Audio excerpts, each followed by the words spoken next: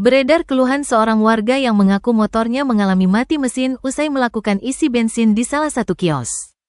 Kejadian itu diduga terjadi di wilayah Desa Kutuh, Kuta Selatan. Dalam video yang viral pada Selasa, tanggal 21 Januari tahun 2025, itu, terlihat seorang pria mengaku baru pulang usai membawa motornya ke bengkel. Motor tersebut mengalami mati mesin usai mengisi BBM di kios. Namun yang mengagetkan ternyata setelah dicek, motor tersebut mati karena BBM yang berada di tangki justru tercampur dengan air. Pihaknya juga berpesan agar masyarakat yang lainnya selalu berhati-hati agar tidak mengalami hal yang sama dengan dirinya. Sontak saja unggahan tersebut mendapat beragam respons warganet di media sosial.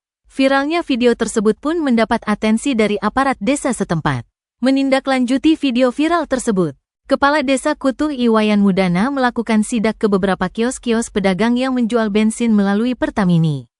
Dari sidak yang dilakukan, terdapat satu kios Pertamini yang terbukti menjual BBM dicampur dengan air. Saat BBM dituang ke dalam botol plastik, terlihat cairan yang diduga air mengendap di bagian bawah. Sontak saja temuan ini membuat Kepala Desa Kutuh mengambil langkah tegas. Pihaknya pun memerintahkan untuk menutup kios Pertamini itu hari itu juga.